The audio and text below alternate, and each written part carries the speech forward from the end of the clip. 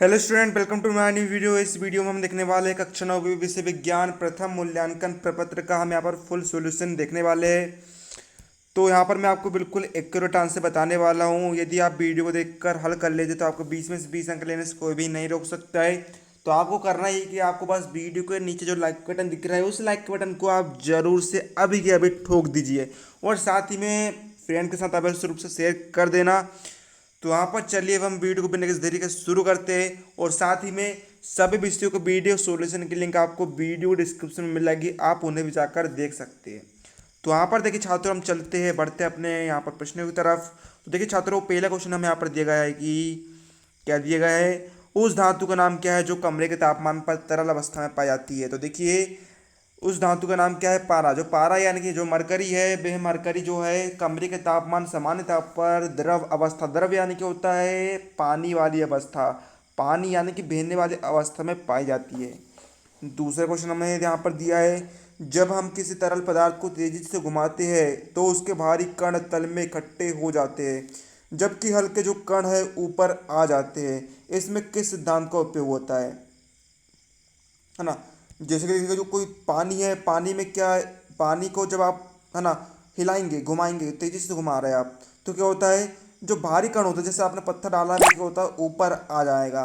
और जो हल्के कण है ना, जो भारी कण है जो वो क्या होते हैं इकट्ठे हो जाते हैं, मतलब नीचे की ओर बैठ जाते हैं। और जो हल्के कण होते हैं वो क्या होते हैं ऊपर की ओर आ जाते हैं। इसमें कौन सा सिद्धांत है, इसमें सिद्धांत है अपकेंद्रीकरण का। क्या इंग्लिश बोलने से लगता है आपको डर? तो डरना बंद कीजिए और डाउनवर्ड के इंग्लिश स्पीकिंग कोर्स के साथ आज ही जुड़ जाइए, जहां इंग्लिश के टॉप एक्सपर्ट्स आपको हिंदी भाषा की मदद से इंग्लिश बोलना सिखाएंगे, वो भी एकदम बेसिक से। अगर आप इंग्लिश बोलने से हिचकिचाते हैं, अपने इंटरव्यू के लिए इंग्लिश सीखना चाहते हैं और अपने आप को इंग्लिश में हीरो बनाना चाहते हैं, तो ये कोर्स आपके लिए है। आज ही डाउनलोड ऐप पर आकर ये कोर्स खरीदिए और अपने इंग्लिश बोलने के सपने को पूरा कीजिए। अब देखिए छात्रों, तीसरा क्वेश्चन आपको दिया है, तत्व शब्द का प्रयोग सबसे पहले किसने किया था। तो इसका उत्तर क्या है, रॉबर्ट बोयल ने तत्व शब्द का सबसे पहले प्रयोग किया था। चौथा क्वेश्चन है, पीतल क्या है। तो देखिए पीतल जो है क्या है, समांगी मिश्रण है। पांचवा क्वेश्चन हमें यहाँ पर दिया है, टिंचर आयोडीन विलयन में विलेय और विलायक कौन से है।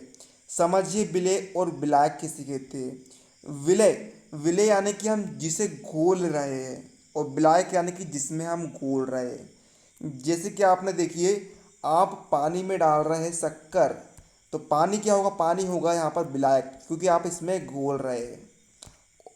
सॉरी सॉरी ना, है ना। और शक्कर क्या होगा यहाँ पर, शक्कर क्या होगा, विलय होगा, क्योंकि आप इसे घोल रहे हैं। विलय यानी जिसमें घोल रहा है, विलय यानी कि जिसको घोल रहा है, और विलायक यानी जिसमें घोल रहा है। तो यहाँ पर देखिए इसका सही उत्तर क्या होगा, आ नंबर का एल्कोहल विलय है, यानी कि और आयोडीन विलायक है, यानी कि हम आयोडीन में एल्कोहल को घोल रहे हैं।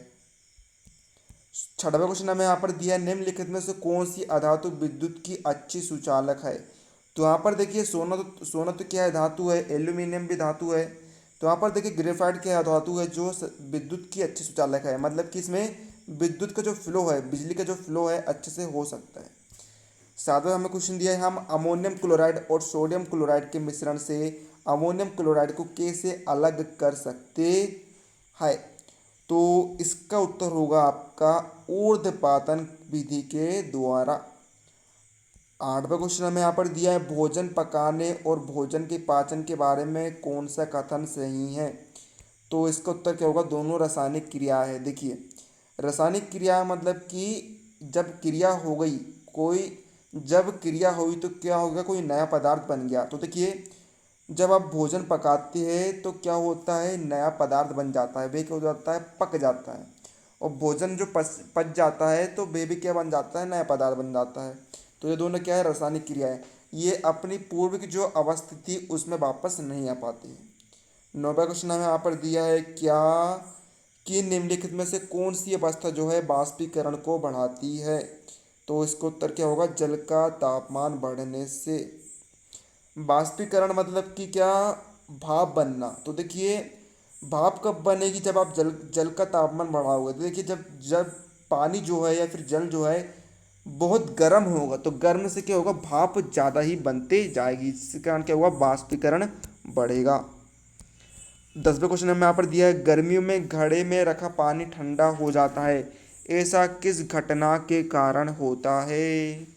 तो इसका उत्तर यहाँ पर क्या आएगा, इसका उत्तर आएगा यहाँ पर बाष्पोत्सर्जन से, यानी कि क्या होता है, बाष्प का उत्सर्जन यहाँ पर हो जाता है। 11वें क्वेश्चन हमें यहाँ पर दिया है, 25 डिग्री सेल्सियस, 38 डिग्री सेल्सियस और 66 डिग्री सेल्सियस को केल्विन में बदलने पर सही तापक्रम क्या होगा? तो देखिए, सिंपल सा फॉर्मूला होता है, सेंटीग्रेड को यदि आपको किस में बदलना है, केल्विन में बदलना है, तो आपको करना क्या पड़ता है, जो सेंटीग्रेड का तापमान है उससे आपको केल्विन में, है ना, 273 आपको जोड़ देना पड़ता है। तो देखिए यहाँ पर कितना दिख रहा है, 25 डिग्री सेल्सियस दिख रहा है, यहाँ पर आपको दिख रहा है 38 डिग्री सेल्सियस, यहाँ पर दिख रहा है 66 डिग्री सेल्सियस। सिंपल सा, तीनों में जोड़ दिया आप 273, इसमें भी जोड़ दीजिए 273, इसमें भी जोड़ दीजिए 273। अब देखिए यहाँ पर गणित यहाँ पर आ गई, 3 और 5 8, 7 और 2 9, 2 का 2, ये हो गया 298 केल्विन। 3 और 8 11 का 1, हासिल का 1, 7 और 3 10, 10 और 1 11, 2 और 1 3, 311 केल्विन। 6 और 3 9, 7, 7 और 6 13, 13 का 3, हासिल का 1, 2 और 1 3, 339 केल्विन। ये सिंपल सा फॉर्मूला होता है। 12वां क्वेश्चन हमें यहाँ पर दिया है, कुछ पदार्थों को उनके कणों के बीच लगने वाले आकर्षण बल के क्रम में लगाया दर्शाया गया है, निम्नलिखित में से कौन सा सही क्रम को दर्शाता है? आकर्षण बल यानी कि जब दो वस्तुएं एक दूसरे को अपनी ओर खींचती है, जैसे कि देखिए आपने देखा होगा, जो चुंबक होते हैं, है ना, जैसे कि जो चुंबक होते हैं एक दूसरे को अपनी ओर खींचते हैं, ये इसको खींचेगा, ये इसको खींचेगा, एक दूसरे को आकर्षित करते हैं, मतलब कि इनके बीच क्या लगता है, आकर्षण बल लगता है। तो वहाँ पर आपको बताना है कौन बढ़ते क्रम, यानी कि सबसे छोटा उससे बड़ा उससे बड़ा। तो देखिए, जो ऑक्सीजन है, ऑक्सीजन में बहुत कम आकर्षण बल होता है। जल जल के जो कण होते हैं इनके बीच आकर्षण बल होता है, धीमे रूप से कार्य करता है लेकिन चीनी के बीच में बहुत ज़्यादा आकर्षण बल होता है। चीनी में देखना आप, चिपकी सी रहती है, मतलब कि उनके बीच क्या कार्य करता है, आकर्षण बल कार्य करता है। 13वां क्वेश्चन हमें यहाँ पर दिया है, टिंचर आयोडीन में जीवाणु रोधी गुण होते हैं, इसका विलयन बना होता है। तो यहाँ पर देखिए इसका उत्तर क्या आएगा, इसका उत्तर आएगा नंबर द, आयोडीन को जल एल्कोहल में घोलने से। 14वां क्वेश्चन यहाँ पर दिया है, किस विधि से दही से मक्खन अलग किया जाता है? अपकेंद्रण विधि से जो दही है उससे हम मक्खन को अलग कर सकते हैं। 15वां क्वेश्चन यहाँ पर दिया है, निम्नलिखित में से कौन एक शुद्ध पदार्थ है? अशुद्ध जल, यानी कि जो एकदम शुद्ध जल होता है वे क्या है, शुद्ध पदार्थ है। 16वां क्वेश्चन हमें यहाँ पर दिया है, निम्नलिखित में से कौन एक मिश्रण है? तो देखिए मिश्रण क्या है, स्टील। स्टील में कई सारे जो तत्व होते हैं उस वे मिले हुए, तो ये मतलब कि तत्वों का क्या होता है, मिश्रण होता है। 17वां क्वेश्चन हमें यहाँ पर दिया है, निम्नलिखित में से कौन प्रकृति में सजातीय है? तो इसका उत्तर होगा उपरोक्त सभी, यानी कि तीनों क्या है, सजातीय है।